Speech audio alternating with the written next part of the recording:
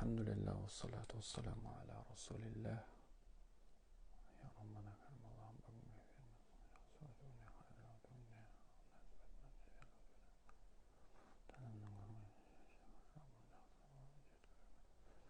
Rabbi yasir ve la tuasir Rabbi tamin bil khair. Allahu akbar. Assalamu алейкум. Баршаңызға қайырлы кеш. Қалдарыңыз қалай? Бүгінгі Құдай қаласа айтылатын тақырып дұға жайында. Жалпы біздерге дұға бұл бөтен емес қой, иә? Неге бөтен емес? Өйткені біз күнделікті таңда осы Мұрат Анарбек парақшасында не жасаймыз? Хатым Құран кезінде дұғасын жасаймыз. Дұрыс па? И содан кейін барып айына бір рет хатым Құранның несіне дұғаларына жасап береміз. Себебі мен айтайын, не үшін дұға туралы тема кетіп бара жатыр, достар. Өйткені көп түсінбеушіліктерді мен эфирден көрдім. И одан кейін маған көп неге дайрекке жазады. Мұрат мырза, дұғаны үйтсем бола ма, бүйтсем бола ма деп айтатындар да бар. Сол үшін мен жалпы дұға жайлы, дұғаны қалай дұрыс жасау керек, оның шарттары қандай, оның әдептері қандай, сол туралы иншалла қысқа нұсқа сіздерге мәлімет беріп кетемін деп шештім. Мен бірінші түсіндіріп айтайыншы, неге дұға туралы тема кетіп баратыр? Расын мойындайықшы, көпшілігіміз дұғаның көп сұрай саламызшы. Дұғаны как попало дұға сұрай саламыз. Дұғаның өзінің шарттары бар деп айттыға, дұғаның өзінің әдептері бар. Дұғаның өзінің ішкі және сыртқы шарттары, әдептері бар. Кез келген нәрсенің өзінің шарты бар, дұрыс па? Мысалы, 5 уақыт намаздың өзінің шарты бар, дұрыс па? Егер намазды шартына сай орындамасаң, ол қалай болады? Намаз қабыл бола ма? Әрине қабыл болмайды. Мысалы, намаздың шарттарының бірі не? Мысалы, намаздың сыртқы шарттарының ішінде дәрет алу, дұрыс па? Егер сіз дәрет алып намаз оқысаңыз, то есть дәрет алмай намаз оқысаңыз, қалай болады? Дәретің жоқ болса, намаз қабыл емес, дұрыс па? Я болмаса намаздың ішіндегі шарттар, намаз оқып атқан кезде күл жеру, дұрыс па? Намаз оқып атқан кезде бір жерінен қан ағып кету, оның барлығы намазды бұзатын әдеттер, да? Намазды бұзатын шарттар. Енді сіз сол шарттарды орындамай намаз оқи берсеңіз, қанаса да, былай айтқан кезде күлсеңіз де, онда намаз қабыл болуы екіталай. Сол үшін намаз сияқты дұғаның да өзінің нелері бар, шарттары бар. Біздің дұға тілектеріміз кейде қабыл болмай жатады. Не үшін? Кім айтады? Не үшін қабыл болмай жатады? Өйткені біз шарттарына сай дұға жасамаймыз кейде. Түсінесіз ба? Шарттарына сай дұға жасамаймыз. Мысалы, мен айтайыншы, қалай шарттарына сай дұға жасамаймыз? Мысалы, мен сіздерге күнделікті айтамын, осы дәлел ретінде қанша адамдар көріп отырға, қазір айтып кетейінші. Мысалы, хатым Құран оқып атқан кезде мен сіздерге арнайы 4-5 минут уақыт берем, дұрыс па? 4-5 минут уақыттың ішінде адамдар, міне, дұғаның шарттарының бірі қолды көтеріп, Аллах Тағаладан дұға етеді. Қолды көтеріп. Бізде ондай емес қой кейде. Ал, бісміллә, дұғаға уақыт берілді, дұға жасаңыздар десеңіздер, кетті дұғаларын комментарияға жазып бейді. Я Аллахым өзін қабыл ете көр. Я Аллахым... Бұл болмайды, достар. Түсінесіз ба? Дұғаны қолды жайып, Аллах Тағаладан сұрау керек. Комментарияға жазбай қойың дұғаны. Дұғаны комментарияға жазбаңыз. Одан кейін дұғаның ішінде, достар, қабыл болмайтын нәрсе, туыстық қарым қатынастан үміт үзу, одан кейін күнә нәрселерді сұрау. Бұл қабыл болмайды. Араларыңызда бар, мысалы біреуді қарғап отырады.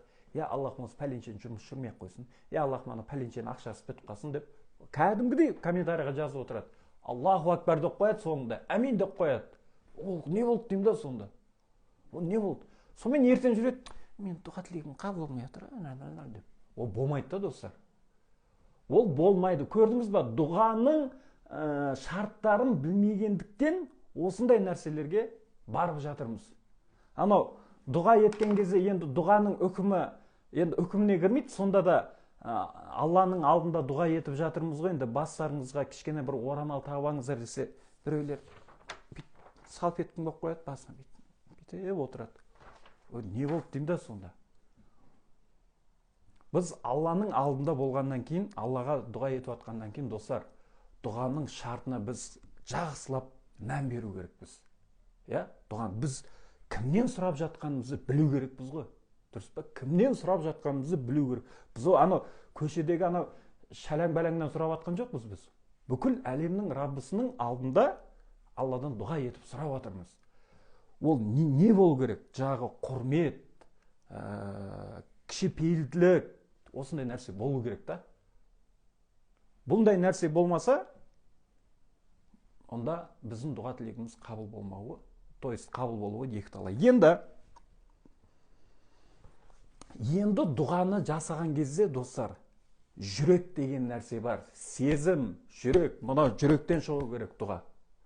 Просто тілден емес, жүрекке шығу керек. Мысал қараңыз, мен пәленшенің алдына бардым. Да, бұлай сұрап жатырмын. Маған ақша керек еді, бересің ба? Мен бір үй алуым керек еді, бір қарызым бар еді, соны төлеу керек еді. Бересің ба? Деп біреуден сұрасаңыз. Ол не дейді сізге? Бүйтіп айтады, берейін дей ма? Жоқ. Біз қалай сұраймыз ол адамнан? Аға, сондай бір жағдай болып қалды енді. Өтініш. Бір аптаға қарызға ақша беріп тұрасыз ба? Мынау қарызым деген түнгі ұйқымды бұзды. Түнімен ұйықтай алмаймын. Қарыз деген өлтіріп баратыр. Маған өтініш, Алланың разылығы үшін қарыз беріңші деп сұраймыз, дұрыс па? Қарыз алу үшін. Ол адам не дейді? Бауырым, енді түсінем енді. Бауырым, түсінем. Енді толық бермесем де енді қолынан келгенше көмектесейін деп не істейді? Берем дейді. Дұрыс па? Ал енді біз Алладан сұраған кездеші, қолды жайып қоямыз, кетті, сұраймыз. Аллахым, күнәмді кешір. Аллахым, қарызымды өтеуіме нәсіп ет. Аллахым, үй алуыма, Аллахым, көлік алуыма нәсіп ет деп Аллах Тағаладан сұраймыз. Жоқ, әдеп жоқ. Аллаға мақтау, пайғамбарға салауат, қыблаға қарап отыру жоқ ол. Неге біз сразу Аллах қол жайып Алладан сұрай береміз? Біздің, айтып жатырмын ғой достар, дұғаның өзінің шарттары бар, ішкі және сыртқы шарттары бар. Соны біз орындамайынша, біз жағы тойда тоз сөйлеп тұрған жоқпыз ғой енді. Жастар бақытты болсын, өмірлерің ұзақ болсын. Деп қойып тоз айтып жатқан жоқпыз. Біз Алладан сұрап жатырмыз. Түсінесіз ба? Сол үшін мен бұны не үшін айтып жатырмын, достар? Өйткені күнделікті эфир өткізем мен таңда. Эфир өткізген кезде көп адамдардың жасаған дұғасы көрініп тұрады. Қалай көрініп тұрады? Комментарияға жазады ғой. Комментарияға жазады да, содан кейін соған байланысты мен айтып жатырмын. Дұға, достар, қараңыздар. Дұға мұсылманның қаруы. Дұғаны, достар, қараңыздар. Аллах Тағала дұға еткен адамды жақсы көреді. Бұл бір. Қараңызшы, Аллах дұға еткен пендесін жақсы көреді. Және Аллах Тағала бергенді жақсы көреді. Түсінесіз ба? Бергенді. Аллах Тағала сізге бергенді жақсы көреді. И дұға еткенді жақсы көреді, и Аллах Тағала бергенді жақсы көреді. Білесіз ба, қандай адамды Аллах Тағала жаман көреді? Айтыңызшы, кім айтады? Ұялмай айта беріңіздер. Аллах Тағала қандай адамды жаман көреді? Аллах Тағала дұға етпейтін адамды жақсы көреді, то есть жаман көреді. Түсінесіз ба? Аллах өзіне дұға жасамайтын адамды жаман көреді. Сол үшін біз дұға жасап жатырмыз ба, просто қабыл болмай жатыр ма, ойлану керек. Ойланыңыз. Так, менің неге дұға тілегім қабыл болмай жатыр? Ойланыңыз. Бүйтіп ойланып көріңіз. Неге менің дұға тілегім қабыл болмай жатыр? Қай жерде сіз қателік кетіп жатыр? Сізде қай жерде қателік кетіп жатыр? Мүмкін дұғаның шарттарын мүмкін орындамай жатқан шығарсыз. Дұғаның шарттарын орындамай жатқан шығарсыз. Сол үшін сіздің дұға тілегіңіз қабыл болмай жатқан шығар. Я болмаса дұғаңызда біреуді қарғап жатқан шығарсыз. Дұғаңызда біреуді қарғап жатқан болсаңыз, онда сіздің дұға тілегіңіз не болады? Қабыл болмайды. Түсінесіз ба? Не дейді? Арақ ішкен дей ма? Енді арақ ішіп дұға етпейтін шығар, енді адам тәкаппар болмау керек. Міне. Римок, дұрыс айтасыз. Адам тәкаппар болмау керек дейді. Адал ас ішу де дұғаға әсері өте зор дейді. Мәшалла, мәшалла. Достар, мен серьезно айтып отырмын ше. Шынымен айтып отырмын. Дұғаның шарттарын біліп алайықшы. Мойындайықшы, көбіміз дұғаның әдебін, дұғаның шарттарын білмейміз көбіміз. Мысалы, мен айтам, дұғаның шарттарының ішінде, достар, ләжі барынша дәрет алғандарыңыз абзал деймін да, дәрет алып дұға жасаңыздаршы деп айтам. Дұрыс па? Мойындайықшы, кейбіреуіміз дәрет алуды да білмейміз ғой. Дәрет деген атын білеміз, бірақ алуды да білмейміз. Мен қазір сұрақ қоям. Дәреттің қанша парызы бар? Айтыңыздаршы. Дәреттің қанша парызы бар? Дәреттің қанша парызы бар? Айта беріңіздер, білетін болсаңыздар. Дәрет алуды кей адамдар былай түсінеді, достар. Жағы неге кіреді да? Жағы дәрет алатын жерге. Қолын жуады, бүйтіп, бетін жуады, болды. Сол дәрет деп міне кетіп жатыр ғой, 5, 4, 3 дейді. 4 дейді. Там 5 дейді. Білмейді екем дейді. Мәшалла. Міне. Білмесеңіз, білмеймін деп айтыңыз. 5 парыз дейді. Қатып жатыр дейді. 4 дейді. 12 дейді. Ойбай. 3 дейді. Достар, қараңыздар. Қарапайым дәрет алудың неше парыз бар еді, қыздар? 4 парыз ма? 4 парыз бар. Бірінші, бетті жуу. Екінші, қолды шынтаққа дейін жуу. Үшінші, басқа масық тарту. Төртінші, тобықпен қоса аяқты жуу. 4 парыз. Көрдіңіз ба? Осылар міндетті түрде орындалу керек. Міндетті түрде орындалу керек. Беттеріңізді жуасыздар, әдемілеп, қолды шынтаққа дейін, басқа масық тарту, және тобықпен қоса аяқты жуу. Бұл дәреттің парызы болып есептеледі. Егер осылай алса, онда дәреттің парызы не болады? Сізден түседі. Содан кейін қараңыздар. Дұға, дәрет алдыңыз, дұрыс па? Дәрет алып болғаннан кейін қаяққа қарап отыру керек дедік? Дұға еткен кезде барынша қыбылаға қарап отыру керек, достар. Түсіндіңіздер ма? Қыбылаға қарап отыру керек. Қыбыланы білмейтін болсаңыздар, білбаңыздар қыбыланы қаяқта екенін. Өйткені жаңа біреу сұрақ қойды, Мұрат мырза, қыбыланы айтып жібересіз ба қаяқта деп. Мен білмеймін ғой. Мысалда, сіз қаяқ қарап тұрғаныңызды білмеймін.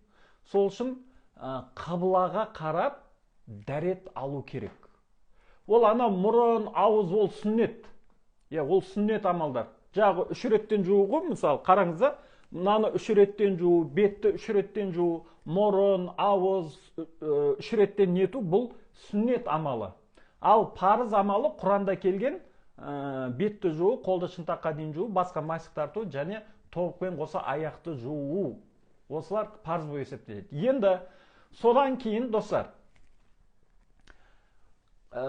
неге қарау керек? Қыбылаға қарап, барынша қыбылаға қарап дұға еткендеріңіз абзал болады. иә. Жаңағы керісінше қыбылаға напротив отырып алмаң, бүйтіп алып, жаңағы ойбай. Қыбылаға қарап напротив отырып алмаң. Себебі Аллах субхану ва тағалаға қарап Мекке Каба, Байтулла Каба тұр ғой. Кабаға қарап сіздің неңіз, жүзіңіз бұралу керек. Яғни, то есть, жүзіңіз сол жақта болу керек. Сол үшін осындай нәрсені достар ұмытпауымыз керек. Біз себебі постоянно дұға етеміз. Аллаху субхану ва тағаладан таңда да Құран хатым оқып дұға етіп жатырмыз. И айына бір рет хатым Құранның дұғасында өткізіп жатырмыз. Почти барлықтарыңыз сол неге дұғаға қатысасыздар. Иншаллах, дұға бұл мұсылманның қаруы. Дұға арқылы кез келген нәрсеге жетеді, достар. Дұғаны шын жүрекпен жасау арқылы, Аллаху субхану ва тағаладан сұрау арқылы кез келген жетістікке, кез келген арман, мақсатқа жетуге әбден болады. Дұғаның себебіменен. Просто біз дұғаға қатты сене бермейміз, достар. Не үшін? Өйткені бір рет дұға жасаймыз, екі рет дұға жасаймыз, үш рет дұға жасаймыз. Әйтеуір, соңында болмай қойса, болмай жатса біреуге айтамыз. Мен үшін дұға жасай салшы деп айта саламыз. Мен үшін дұға жасай салшы деп айта саламыз. Неге? Өзімізге қабыл болмай жатыр. Не үшін? Өйткені біз шартына сай орындап жатқан жоқпыз. Шартына сай орындап жатқан жоқпыз. Сол үшін дұға тілекке, құрметті достар, жатып алу керек негізінде. Дұға тілекке жатып алу керек. Күнде беріңіз садақа дейді, таң ертең нешеде дейді, сәлем Астанадан жалынды сәлем дейді, жалқаумыз дейді. Так, тиктокта не болып жатыр? Ассаламу алейкум баракатух дейді. Мен бір жыл бойы дұғада болып, енді міне тілегім орындалды. Міне көрдіңіз ба? Міне. Бір жыл бойы дұғада болып, енді тілегім орындалды дейді. Көрдіңіз ба? Мүмкін енді сіз дұғаның әдебіне сай, дұғаның шарттарына сай орындап жатқан шығарсыз. Сол үшін достар, байқайсыздар ма? Дұға жасайтын кезде білетін адамдарға дұға жасатқан абзал. Білетін адамдарға ше? Олар әдем жасайды да. Бірінші Аллаға мақтауын айтады, мадағын айтады, салауатын айтады, и одан кейін барып сұрайды. Бізде кейде біреуге жаңа қария болса айта саламыз ғой. Сонымен ана Алла қолдасын, Алла оңдасын, әруақтар қолдасын, қадыраталар дарысын, амин Аллаху акбар деп жасай салады. Кейбір адамдар дұғаны сөйтіп жасай салады, достар. Дұға ол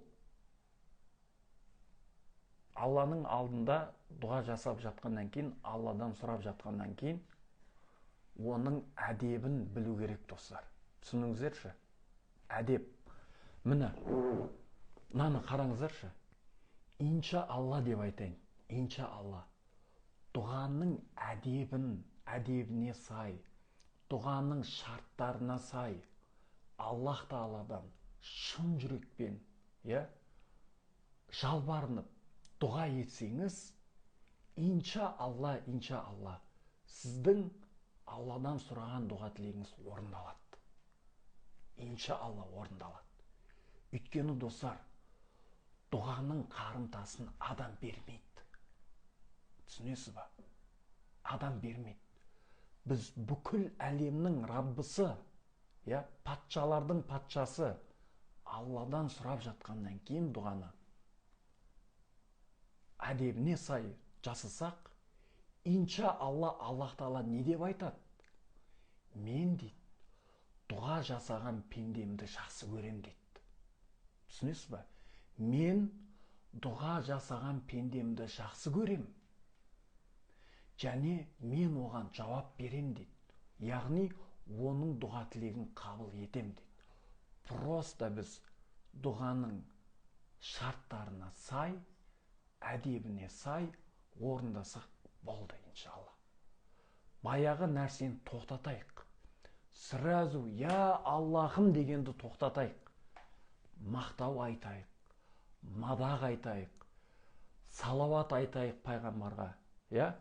Содан кейін барып Аллах Тағаладан сұрайық. Аллахтан сұрайық. Мен кеше сіздерге неге рилсқа салдым ғой бір видеошы, бір фишка депші. Сол нәрседе де үлкен хайыр бар. Қараңшы, сіз дұға етіп атқан кезде бұлай сұрап көріңізші. Я Аллахым, осы менің тілеген дұға тілегімді пайғамбарымыздың Мұхаммед саллаллаху алейхи уассаламның дұғасын қабыл еткенің сияқты меніңкін де қабыл етші, я Аллахым. Деп Аллах Тағаладан дұға ететін болсақ, инша Аллах, пайғамбардың есімін айтып тұрмыз. Ойлаңызшы, пайғамбар Мұхаммед, пайғамбар саллаллаху алейхи уассаламның есімін айтып тұрып, соның дұғасын қабыл еткенің сияқты мен де пендемін ғой. Менкін де қабыл етші, я Карим, я Рахман, я Рахим деп шын жүрекпен Аллах Тағаладан сұрасақ, Аллах не деп айтады? Ол пендемнің дұға тілегін кері қайтарудан ұялам дейді. Түсінесіз ба? Аллах ол пендемнің маған жасап жатқан дұға тілегін қабыл алмаудан ұяламын дейді. Қабыл етемін дейді, иншалла. Түсінесіз ба? Біздерге, достар, осы нәрсе жетпей жатыр. Мысал, қанша дұға етіп жатырмыз ғой, Қанша дұға етіп жатырмыз. Неге қабыл болмай жатыр? Айтыңызшы, не үшін? Біз қабыл болатын әрекеттердің барлығын істейікші.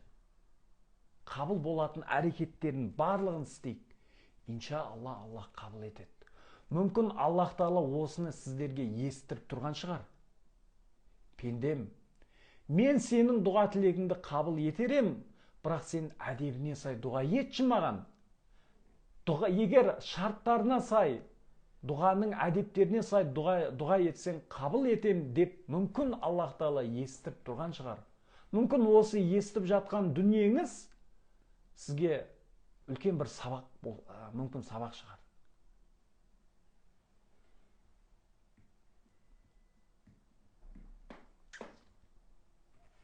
Түсінесіздер ма? Сол үшін, достар, менде мынандай ой келді. Мен ойымды айтып түсіндірейін. Мен телефоным жоқ, Мен қатты дайындадым. Дұғаның қабыл болуы жайлы шарттар, қалай дұға жасасақ дұға қабыл болады, қалай әрекет жасаймыз ол үшін, қалай дұрыс жасау керек, соның барлығы мен уже дайындалып жатырмын, тізбектеп. Ана кітапты оқимын, мына кітапты оқимын, анадан алам, мынадан алам, әйтеуір бір дүние қып дайындап жатырмын. Қолымнан келгенше, достар. Мысалы, дұға етуді Алла жақсы көретінін білу дейді. Міне, қараңыздар. Дұға етуді Аллах Тағала жақсы көретінін білу. То есть оны біз білу керекпіз. Содан кейін қалаған нәрсені кесіп сұрау. Қараңшы, қалаған нәрсені кесіп сұрау.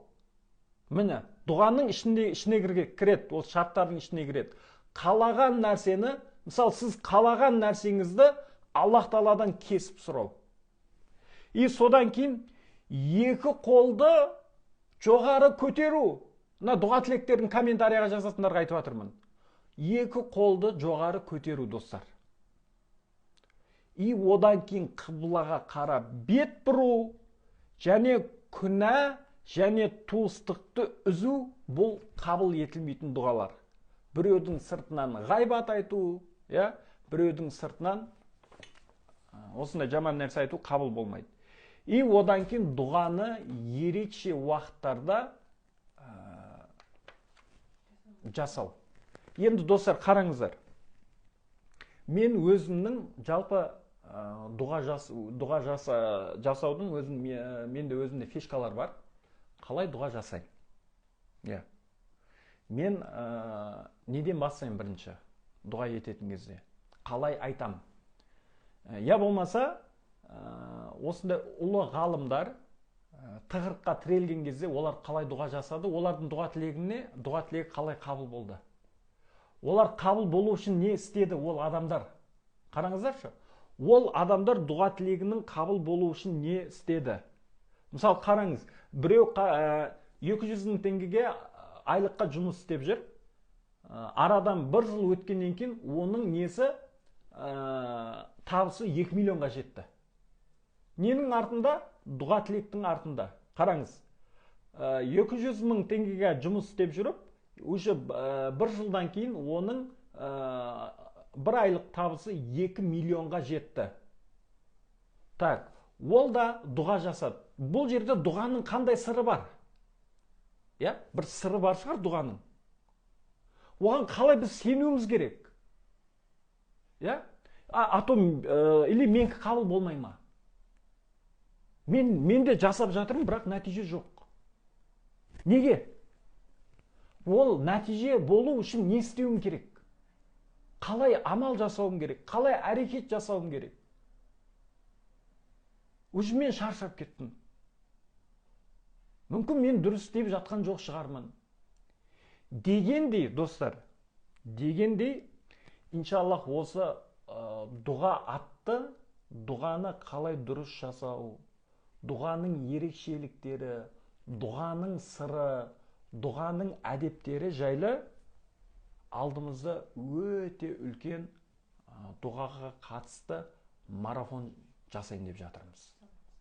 Иә, дұғаға байланысты үлкен сабақ. Өте үлкен сабақ. Оның ішінде дұғаға байланысты барлық нәрселер айтылады. Оның сыры да, Аллахқа қалай дұға ету керек, қай дұғамен еткеніміз абзал, не істеуіміз керек, қай уақытта, және қалай аяқтау керек, бірінші тілекті кімге тілеу керек, мұсылман адамға дұға тілесең өзіңе келе ма деген дейді. Осындай нәрсе жайлы үлкен алдымызда дұғаға байланысты сабақ болайын деп жатыр. Ау? Дұға күші. Иә, дұға күші деген үлкен сабақ болайын деп жатыр. Енді оны мен сіздерге бөтен емес, оны мен не үшін айтып жатырмын? Осында мен ойлаймын, осында қатысып атқан, осы дәл қазір эфирде отқандардың почти 99%-ы хатым Құранға қатысады. 99%-ы сіздер хатым Құранға қатысасыздар. Мен білемін, иншалла. Таңда және айына 1 рет хатым Құранның дұғасына қатысасыздар. Бұл біздерге ауадай қажет, достар. Ауадай қажет. Түсінесіздер ме? Ауадай қажет. Оны біз өміріміздің соңғы күніне дейін не істеуіміз керек? Пайдалануымыз керек. Енді соны біз білгеннен кейін, уже біз дәл солай амал ететін болсақ, әрекет жасайтын болсақ, онда иншаллах не болады? Нәтиже болмау мүмкін емес.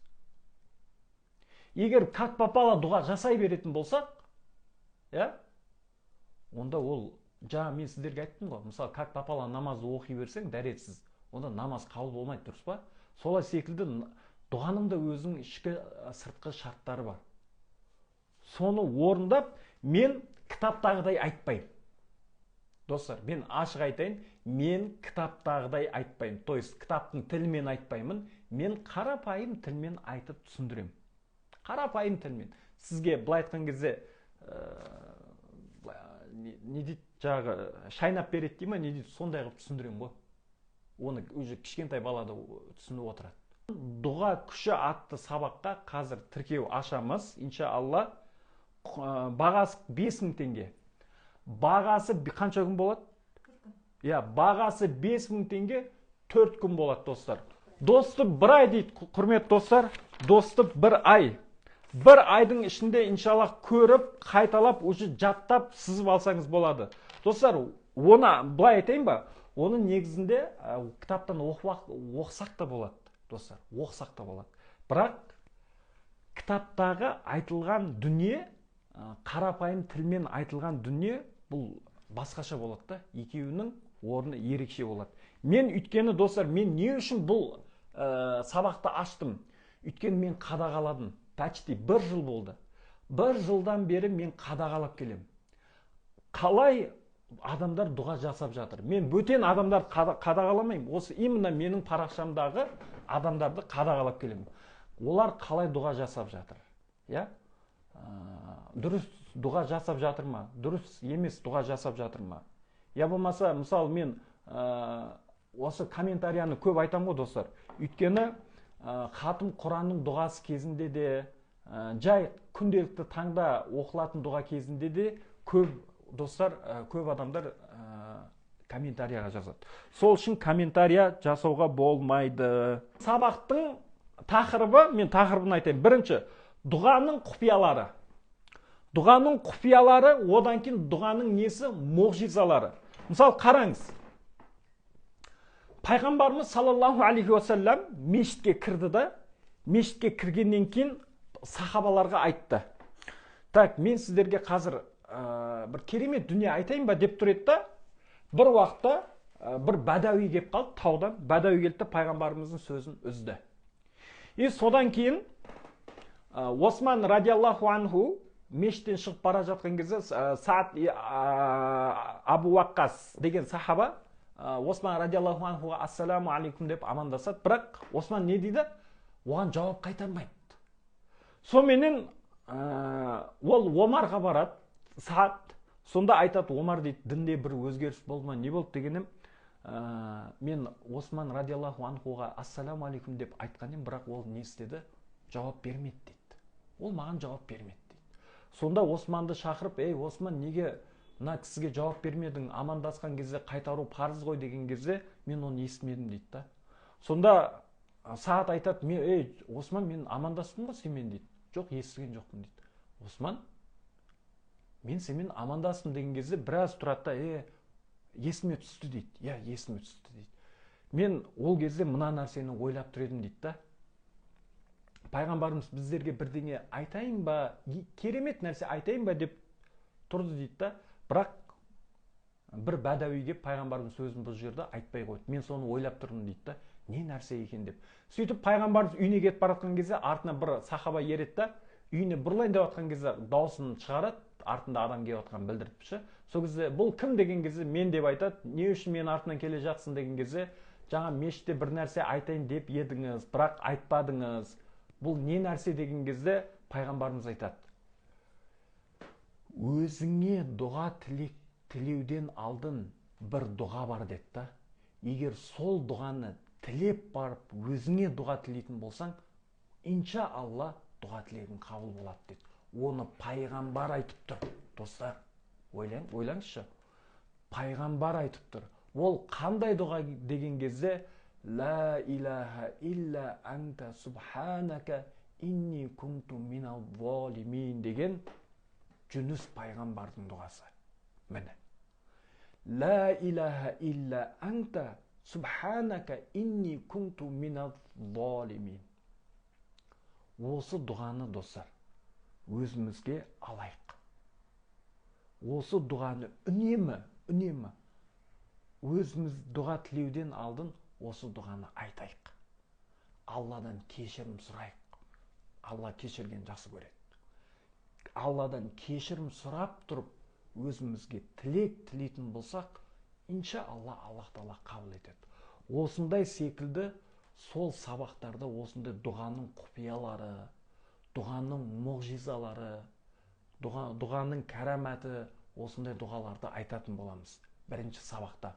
Екінші күні, достар, дұрыс дұға жасаудың шарттарын айтамыз. Міне. Екінші күні дұрыс дұға жасаудың шарттары. Оны үтір нүктесіне дейін айтып түсіндірем мен. Дәптерге сызам, тетрадқа сызам, әйтеуір өзім айтып түсіндірдім. Үшінші күні дұға қабыл болатын мекендер, яғни уақыттар. Дұға қабыл болатын уақыттар. И содан кейін төртінші сабақ таңдаулы дұғалар. Міне, осы дүниелер айтылатын болады. Дұға қабыл болатын уақыттар. Мысалы, дұға қабыл болатын уақыттардың ішінде не кіреді? Именно қараңыздаршы. Тахаджуд намаз кіреді. Мен соның біреуін айтайыншы. Тахаджуд. Енді тахаджуд намазы қалай оқу керек? Дұрыс па? Қалай оқу керек? Тахаджуд намазға қалай ниет ету керек? Қалай оқу керек? Қалай дұға ету керек? Мысалда, тахаджуд намазының сыры не? Ода қандай сыр жатыр дегенде, сондай үлкен-үлкен нелер, дүниелер айтылатын болады. Сабақ қай уақытта болады дейді. Кешке болады сабақ. Мынау тіркелгендерді жаңа парақшаға не істейтін болады? Тіркейтін болады. Жаңа парақша. Сол парақшада айтатын болады, иншалла. Енді достар, мына нәрсені білейікші. Туыстық қарым-қатынасты үзу. Бұл мәселе өте ауыр жағдайда негізінде. Өте ауыр жағдай. Даже мынандай нелер келеді, аяттар. Кімде-кім туыстық қарым-қатынасты үзетін болса дейді, ол адам жәннаттан дәмеленбесін деп айтады. Сондай нәрсе бар да. Сол үшін Аллах Тағала тағдыр етіп, сізді бір-бірлеріңізге туыстық қып Аллах Тағала нетіп қойды ма, туысқан етіп қойды ма? Бұл Алланың қалауы, Алланың тағдыры. Алланың қалауына мен омен араласпаймын дегендей нәрселер айтылса, бұл Алланың ашуына тиетін нәрсе. Сол үшін туыстық қарым-қатынасты үзу, достар, бұл біріншіден ризық несібені азайтады. Ризық несібені азайтады. Сол үшін барынша кішіпейіл болып, туыстық қарым-қатынасты үзбеуге әрекет жасау керек. Барынша. Өйткені бұл Алланың тағдырына ешкім қарсы шығуға несі жоқ, хақысы жоқ. Сол үшін осындай, иншаллах, осындай мәліметтер ертең сабағымызда иншаллах айтылады, осы нәрселердің бәрі. Барлық айтылады, өтір нүктесіне дейін айтылады. Жаңағы біз қалай дұға жасап жүрміз, оның барлығы айтылады, достар. Просто біз не дейікші, әрекет жасайықшы, иншаллах. Аллах Тағала әрекет жасағанға береді дейді. Қай парақшада болады дейді. Жаңа парақшада болады, достар. Мұрат Анарбекте болмайды. Жаңадан парақша ашылады. Именно сол тіркелгендерге, содан кейін сол сабаққа қатысушыларға арнайы парақша ашылып, сол парақшада болады. Біз жақсылап білейікші. Аллаху субхана ва тағала жалпы пенделеріне Аллах Тағала бергенді жақсы көреді. Аллаху субхана ва тағала дұға еткен адамды жақсы көреді. Бірақ дұға еткен кезде де дұғаның өзінің шарттарына сай дұға етіңіздерші, өтініш. Просто мен ішім жаным ашып кетеді. Қанша адамдар, мысалы, Құранға қатысады ғой.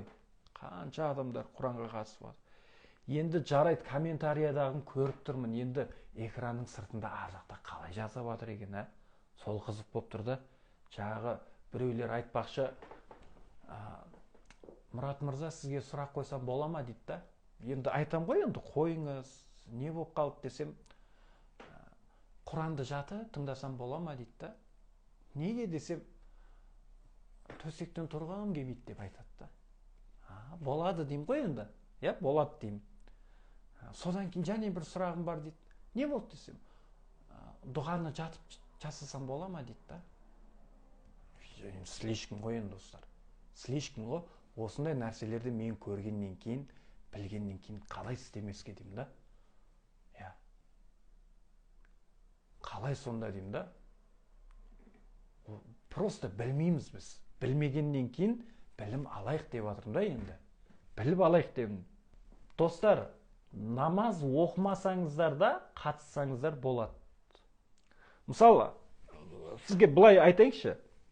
Мысалы, сіз бір үлкен бір миллионер болдыңыз да, миллионер болдыңыз, үлкен бір миллиардер адамсыз да, байлығыңыз бар, ақша деген жетеді, бәрі бар да. Бір күні ана қол астыңызда істейтін бір көмекші болады, сіз соған айтасыз: пәленше, мынау адамдар мен туралы, енді сіз таниды ғой, енді байбатша екеніңіз бәрі біледі ғой, мына адамдар мен туралы не айтып жатыр, соны біліп келесің ба десеңіз, ол адам барады да, тыңдайды, ары бері тыңдайды, адамдар одан кейін сізге келіп айтады: мен біліп келдім сіз туралы не айтып жатқан. Не айтып жатыр десеңіз, ол адам айтады: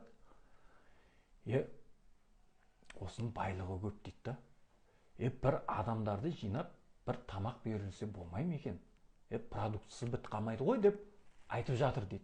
Содан кейін жарайды дейді да, барлық адамдарды үйіне дөу дастархан жасап қонақ қып шақырады ғой. Қонақ қып шақырғаннан кейін шайын береді, тамағын береді, первый, второйын бәрін береді да, уже шығарып салады. Содан кейін және адам жіберді: ал енді мен туралы мақтайтын шығар енді дейді да. Адам жібереді, адам айналып келеді: не болды, не айтып жатыр екен десе, олар айтып жатыр, енді сонша дүниесі бола тұра, қайтатын кезде бір қой ұстатып жүрсе болмай ма екен деп айтады дейді да. Сонымен адамдардың бәрін қайтадан шақырады, бәрін шақырып, бәріне бір қой ұстатып жібереді. Ал енді мен туралы күшті айтып жатқан шығар деп жібереді ғой. Сонымен барып ауылдың арасында естіп біліп келеді. Сонымен бастығының алдына келгеннен кейін: не болды, мен туралы енді керемет нәрсе айтып жатқан шығар деп сұрасам, ол адам айтады дейді: енді бәріне қой бергеннен кейін жібін де бере салмай ма деп айтып жатыр дейді да. Міне солай демекші достар, сондай артыңнан сөйлейтін адамдар болады, болмайды емес. Қандай сауап істесең де, қандай жақсылық істесең де, артыңнан сөйлейтін адамдар болады. Неге? Пайғамбардың артынан сөйлеген адамдар болды ма? Пайғамбар Мұхаммад пайғамбардың артынан сөйлеген адамдар болды ма? Болды. Оның алдында біз кімбіз? Дұрыс па? Оның алдында кімбіз? Енді өзіңізді қалай жұбатасыз? Міне былай жұбатасыз. Анау бұрында мектептен қайтып жатқан кезде, кішкентай баламыз ғой, мектептен қайтып жатқан кезде, әсіресе жазғы күндері өріктал болады да. Біреудің жағы өріктал болады, көшеге шығып қалған. Сонымен ана өрікке не атамыз? Тас атамыз. Өрік жеу үшін тас атамыз. Не үшін? Ана жемісті жеу үшін да. Жемісті жеу үшін біз тас атамыз да, өрігін алып жейміз. Енді күздігіні дәл сөлден кетіп баратсаң, анау өрік жоқ, бұл жақ, өрік жоқ, құрғап кеткен. Ештеме жоқ, жапырақ жоқ. Оған біз тас атамыз ба? Талға? Жоқ. Не үшін атамыз оған? Ештеңе жоқ қой, өрік жоқ қой. Жынды емес шығармыз. Үндемей өтіп кете береміз. Даже қарамаймыз оған. Үндемей өтіп кетеміз. Қараңыз. Сіздің артыңыздан біреулер әңгіме айтып жатыр ма? Значит, сіздің жемісіңіз бар. Сіздің жемісіңіз бар. Сіздің артыңыздан әңгіме ешкім ештеңе айтпай ма? Онда сіздің жемісіңіз жоқ. Түсіндіңіз ба? Сол үшін артыңыздан біреулер ғайбат айтып, артыңыздан біреу сондай сөздер айтып жатса, көңілге алмай-ақ қойың. Өмірдің өзі сондай. Пайғамбардың артынан айтқан, ол айтады адамдар. Сол үшін біреудің сыртынан ғайбат айтса, күнәсі өз алады. Түсінесіз ба? Күнәсін өз көтереді.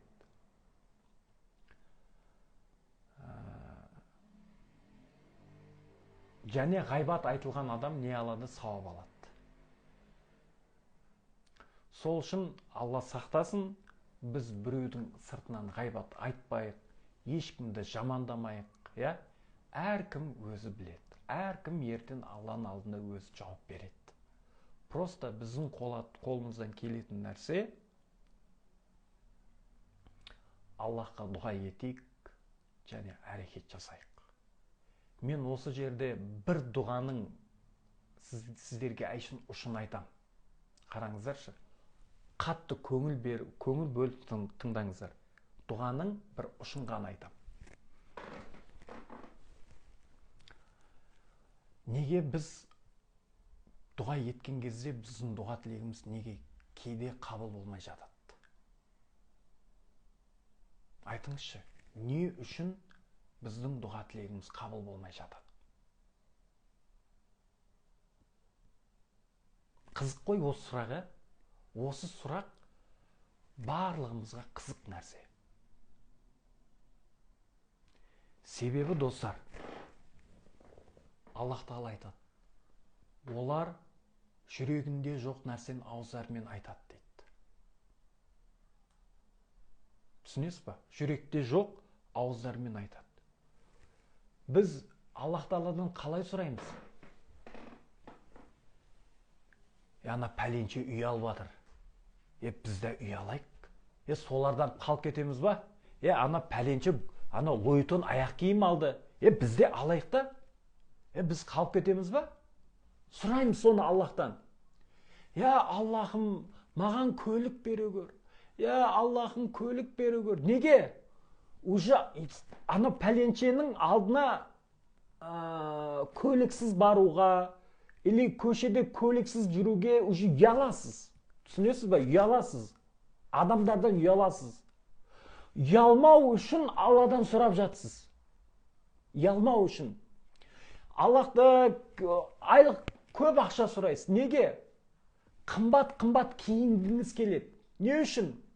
Өйткені, ана пәленшенің киімі мықты екен, Қол брендтер киіп апты. Уәрра, аяқ киім қара шылтырап тұр екен.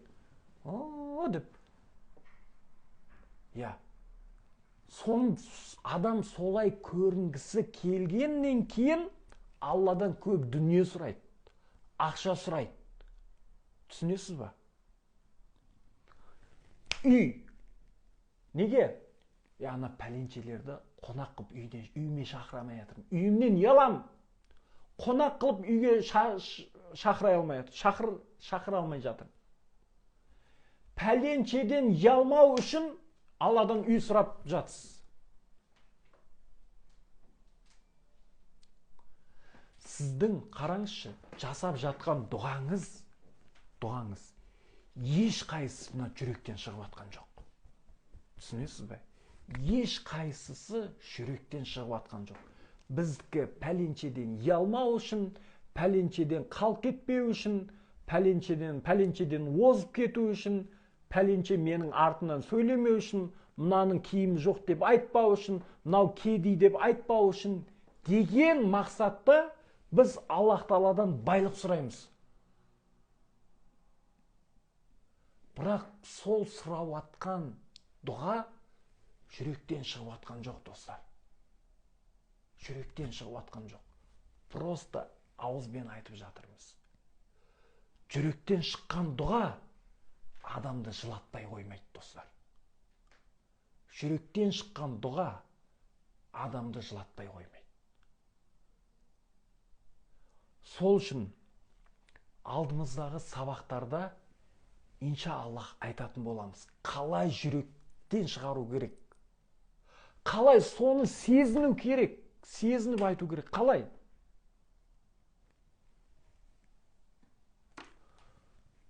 Жасайтын дұға тілегіңізді сезініп, жүрекпен айтатын болсаңыз,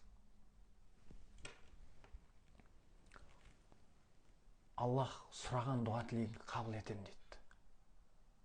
Берем дейді. Жауап қайтарам дейді. Содан кейін достар, ата-анасы барлар, жақсылап тыңдаңыздаршы. Ата-анасы барлар. Сол ата-аналарыңыздан ақ бата алыңыздар. Ақ бата алыңыздар. Ата-анасы ешқашан баласына дұға жасаған кезде әшейін жай жасай салмайды. Олар жүректерінен шығарып жасайды. Олар жүректерінен шығарып жасайды баласына дұға еткен кезде. Бір кәсіп ашайын деп жатсыз ба? или үй ала алмай жүрсіз ба, ата анаңызға дұға жасатыңыз. Ата анаңыз жүрекпен иншаллах өзінің баласына дұға жасайды. Ата анасының баласына жасаған дұға тілегі ол кері қайтпайды, достар. Бірінші дұғадан алдын мына нәрсені біз білуіміз керек. Аллаға деген біздің көз қарасымыз қандай? Вот, мін қараңыз. Аллаху субхана ва тағала, Алланы біз қалай ойлаймыз, Алла біз үшін кім? Біз өйткені оны не үшін айтып жатырмын? Аллах Тағала айтады, пенде мені қалай ойласа дейді, мен оған солай боламын дейді. Түсінесіз ба? Алланы қаһарлы, дұға тілекті қабыл етпейді, ашулы деп ойласа, мен оған солай боламын дейді. Егер Аллах Тағала мені рахымды, мейірімді, кешіруші деп ойласа, Аллах айтады, мен оған солай боламын дейді. Енді дұғаның және бір ұшы біліңіздер. Дұға Алланың ашуын қайтарады дейді. Түсінесіз ба? Дұға Алланың ашуын қайтарады. Сол үшін мен сіздерге көп айтам. Адам істеген күнәсіне тәубе етсе, Алладан дұға жасап, онда Аллах Тағала ашуынан қайтады. Біз тәубе етпей, күнәнің үстіне күнә жасай бергеннен кейін, Аллах Тағала біздің жолымызды жабады. Ризық несібе азаяды. Міне, дұғаның сыры, дұғаның күші осында. Аллах Тағала дұға себепті сіздің тағдырыңыздағы жаман нәрсені алып тастайды. Көрдіңіздер ма? Сіздің тағдырыңызда жаман болатын нәрсені Аллах Тағала сол дұғаның себебімен алып тастайды. Сол үшін мұсылманның қаруы дұға дейді. Пайғамбарымыз Мұхаммед саллаллаху алейхи ва саллам, сахабалар барлығы Алладан үміт үзбеген, үнемі Аллаға дұға жасайтын адамдар еді. Сол дұға тілектің артында 3000 әскерге қарсы пайғамбарымыз 300 әскермен шығады соғыста. Не жақта 3000 әскер, мына жақта 300 әскер. Сол кезде Аллах Тағаладан дұға етеді. Иншалла, Алланың қалауменен пайғамбарымыз Мұхаммед саллаллаху алейхи ва саллам сахабалар жеңіп шығады сол соғыста. Міне, дұғаның күші, дұғаның кереметі, дұғаның пайдасы. Сол үшін, достар, мен қайталап айтайын. Аллах Тағала бергенді жақсы көреді. Аллах Тағала бере береді, бергенді жақсы көреді. Аллах Тағала дұға еткенді жақсы көреді. Сіз Аллах Тағаладан дұға етіп сұраңызшы шын жүрекпен. Аллах береді иншалла. Одан үмітіңіз үзілмесін. Достар, осыншама тема айтылды, осыншама дүниелер айтылды. Бұның барлығы бекермен айтылып жатқан дүние емес. Мүмкін біреулеріңіз енді естіп тұрған шығарсыздар. Біреулеріңіз алдын естіткен шығарсыздар. Мынандай нәрседе, достар, мен білем ғой деп айтуыңыз мүмкін, бірақ білгеніңізбенен амал жасап жатқан жоқсыз мүмкін. Түсініңізші? Мүмкін Аллах Тағала осыны қайта-қайта естіріп жатқан шығар. Пендем, амал етсейші айтылғанға. Айтылған дүниеге амал етсең, иншаллах, барлығы болады деп. Мүмкін Аллах Тағала естіп тұрған шығар. Баршаңызға Алла разы болсын. Аллах Тағала баршаңызға екі дүниенің бақытын, жақсылығын көруге нәсіп етсін. Иншаллах, баршаңызға күш-қуат берсін. Құдай қаласа, ертең таңда Мұрат Анарбек парақшасында хатым Құран оқылады. Иншаллах, міндетті түрде қатысыңыздар. Қолдан келгенше иншаллах сіздерге қызмет етуге дайынбыз. Баршаңызға Алла разы болсын.